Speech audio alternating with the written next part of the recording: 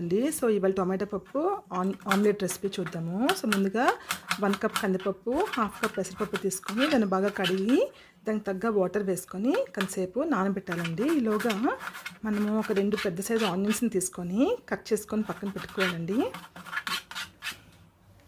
So అలాగే tomatoes కూడా ఒక 6 టొమాటోలు తీసుకొని, అంటే కొంచెం ఎక్కువ పడతాయి టొమాటో పప్పు కదండి. సో మెయిన్ ఇంగ్రీడియంట్ ఇదే అవుతుంది కాబట్టి సో టొమాటోస్ ఒక 6-7 తీసుకొని చిన్న చిన్న ముక్కల కింద కట్ చేసుకొని పక్కన పెట్టుకోవాలండి. సో ఇందాక నానబెట్టుకుని ఉంచుకున్నాం కదా కందిపప్పు, దాంట్లో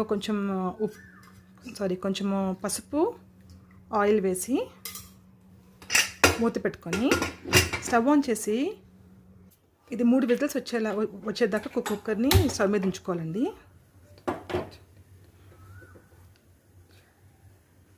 సో మీడియం ఫ్లేమ్లో ఉంచుకోవాలి ఇనీషియల్గా, దాని తర్వాత కొంచెం హై ఫ్లేమ్లో ఉంచుకొని 3 విజిల్స్ కొట్టేదాకా చూడాలి. మా ఛానల్ని ఎవరైనా కొత్తగా చూసేవాళ్ళు ఉంటే ప్లీజ్ అండి సబ్స్క్రైబ్ చేయండి.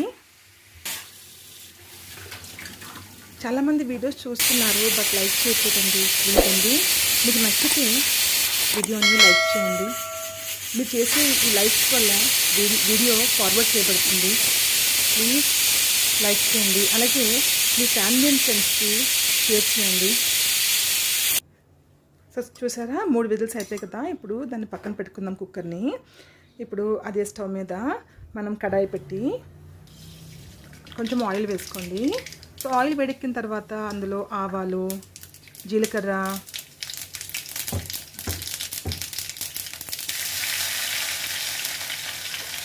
దంచి పెట్టుకున్న ఈ వెల్లుల్లిపాయలు ఉంటాయి కదా అవి, కరివేపాకు, కొంచెం ఇంగువ, ఎండుమిర్చి. సో ఇది బాగా కొంచెం వేగిన తర్వాత అప్పుడు ముందుగా కట్ చేసి పెట్టుకున్న ఉల్లిపాయలు ఉన్నాయి కదా ఆ గింజలు వేయండి. సో కొంచెం సాల్ట్ వేయండి, అలాగే పచ్చిమిర్చి కూడా వేసి దాన్ని బాగా వేగనివ్వండి. సో వేగిన తర్వాత మనం ముందుగా కట్ చేసి పెట్టుకున్నాం కదా చిన్న చిన్న స్లైసెస్ టొమాటో, సో అవి కూడా వేయండి. వేసి కొంతసేపు మూత పెట్టి మగ్గనివ్వండి. సో చూసారు అప్పుడు కొంతసేపు మగ్గింది కదా, ఇంకా కొంచెం ఉడకాలి టొమాటో. సో దానికోసం కొంచెం వాటర్ యాడ్ చేసుకోవాలి మనం.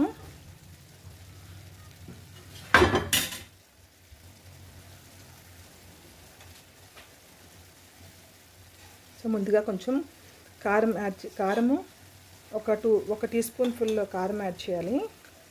కొంతసేపు మూత పెట్టి తీసిన తర్వాత ఇప్పుడు బాగా మగ్గిపోయి కదా, ఇప్పుడు కొంచెం 1/2 గ్లాస్ వాటర్ యాడ్ చేసుకోవాలి. ఇప్పుడు టమాటో బాగా ఉడికిపోతుంది ఈ వాటర్లో. సో వాటర్ మొత్తం ఇంకిపోయి టమాటో ఉడికిపోయిన తర్వాత మనం ఉడకపెట్టి ఉంచుకున్నాం కదా పప్పు, అది ఇందులో వేయాలండి.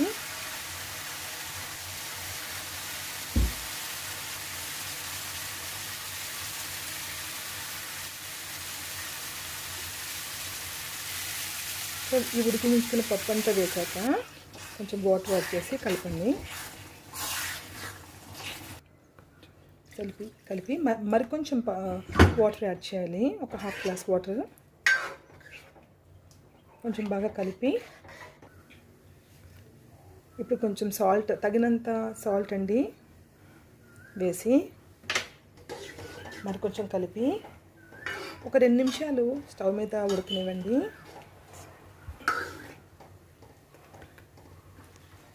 సో ఫైనల్గా కొత్తిమీర వేసి గార్నిష్ చేసుకోండి. సో టమాటో పప్పు రెడీ అయిపోయింది కదా. ఇప్పుడు ఆమ్లెట్ తయారు చేసి చూద్దామా. సో ఆమ్లెట్ కోసము నేను 3 ఎగ్స్ తీసుకున్నాను. సో 3 ఎగ్స్ బ్రేక్ చేసి గిన్నెలో వేసుకోవాలి.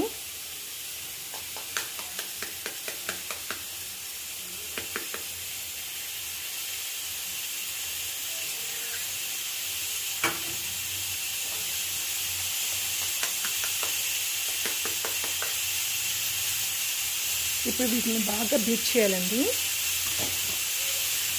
స్పూన్తో. ఇప్పుడు ఈ ఎగ్ని బాగా బీట్ చేసుకోవాలి.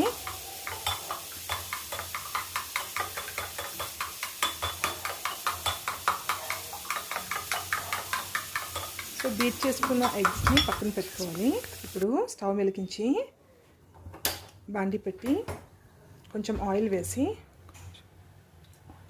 అందులో చిన్న చిన్న ముక్కలుగా కట్ చేసుకున్న ఆనియన్స్ని వేయాలండి. సో ఆయిల్ హీట్ అయిన తర్వాత ఆనియన్స్ వేసాం కదా, ఇప్పుడు కొంచెం పసుపు, ఉప్పు, 1/2 టీ స్పూన్ అల్లం వెల్లుల్లి పేస్ట్ వేయాలండి. అల్లం వెల్లుల్లి పేస్ట్ కంప్లీట్గా పచ్చివాసన పోయేదాకా వేపుకోవాలండి, అప్పుడే ఆమ్లెట్ బాగుంటుంది.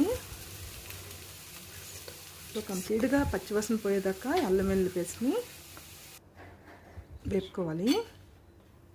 సో ఇప్పుడు చల్లగా అయిపోయిన తర్వాత ఈ ఆనియన్స్ని వేయించి ఉంచుకున్నాం కదా, అది మనము ఈ ఎగ్ బ్యాటర్లో వేసుకొని అందులో కొంచెం కొత్తిమీర, కొంచెం కారము, అలాగే చిన్న చిన్న ముక్కలు కట్ చేసుకున్న పచ్చిమిర్చి, కొంచెం సాల్ట్ అండ్ కొంచెం గరం మసాలా వేసుకొని దాన్ని కొంచెం బాగా కలిపి మిశ్రమాన్ని పక్కన ఉంచుకోండి.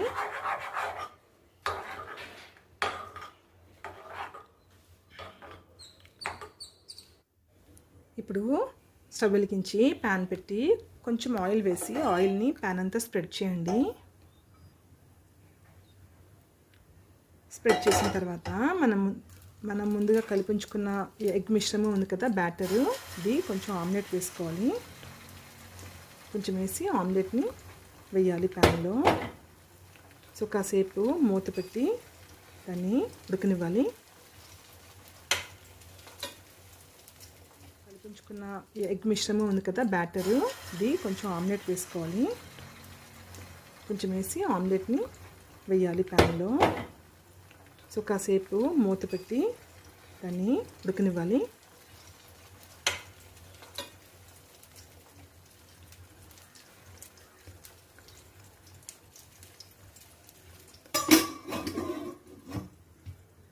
సో ఒక సైడ్ ఉడికిపోయింది కదా, మరొక సైడ్ తిప్పుకోండి.